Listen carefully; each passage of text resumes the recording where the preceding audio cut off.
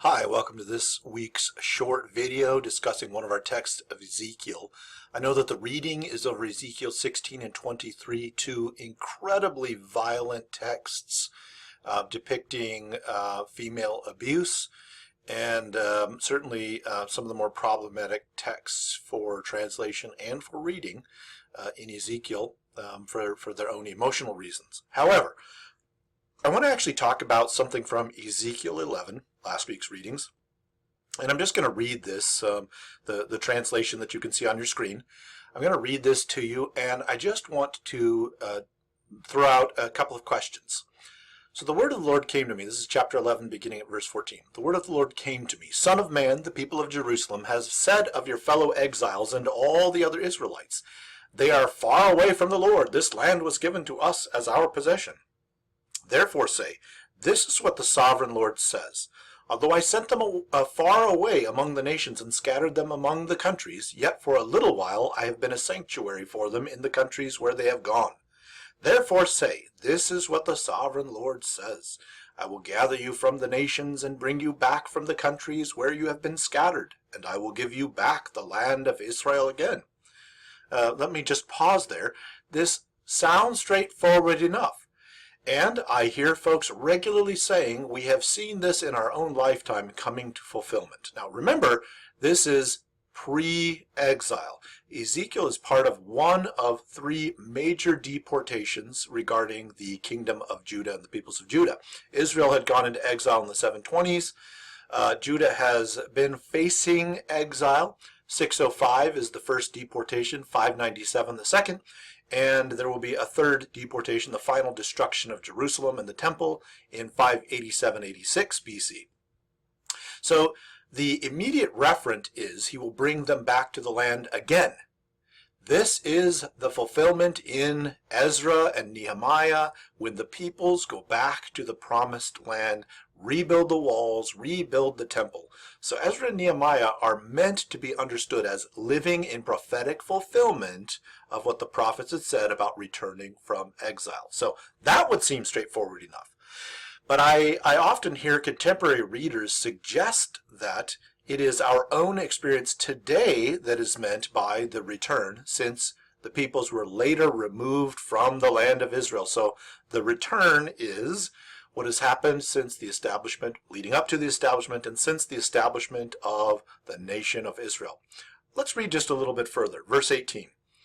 They will return to it, that is, to the land, and remove all its vile images and detestable idols. And of course, Ezra and Nehemiah, this seems to be exactly what they're intent upon doing. Verse 19. I will give them an undivided heart, and put a new spirit in them. I will remove from them their heart of stone, and give them a heart of flesh. Then they will follow my decrees, and be careful to keep my laws. They will be my people, and I will be their God.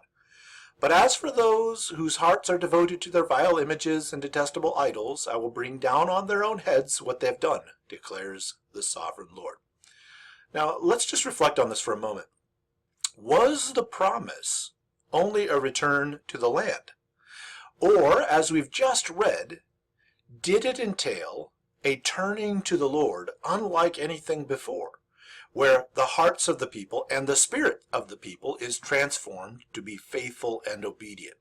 While Ezra and Nehemiah are committed to enforcing this, it seems the problems persist. Thus we end up with books, Haggai and Zechariah, simultaneous as our books we've just been talking about, trying to call the people back to total faithfulness, and somewhat later on, Malachi, who is still dealing with a people who have returned to the land, reinstituted temple worship, tithes, offerings, all of this, but their hearts are still not turned towards the Father.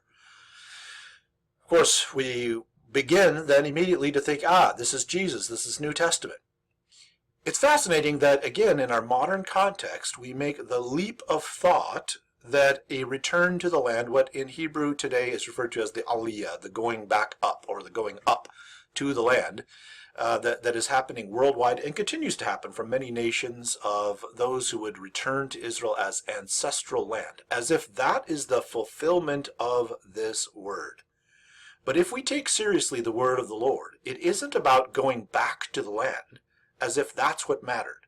It is about a transformation of the people so that this God is their God, and this people is claimed by this God, conformed to his likeness, his image, his spirit, his heart. What we find in the modern nation state of Israel is anything but this. Divided peoples, governed in part by secularists, dominating part of the Knesset. We have radical Orthodox factions, right-wing, left-wing. We have all sorts of folks fighting for control. What we don't have is people who will follow the decrees of the Lord, being his people and he being their God, with hearts of stone removed for hearts of flesh, and having his Spirit dwell in them. And this is the fulfillment of the promise. When the people truly act like, live like, and become the people. Not a return to the land, as if living in the land was only about being claimed by this God, and not about being like this God.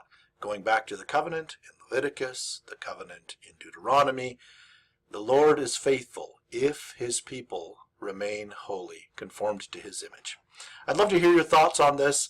I know this is a hot political discussion, but I thought I would throw this out there for any thoughts.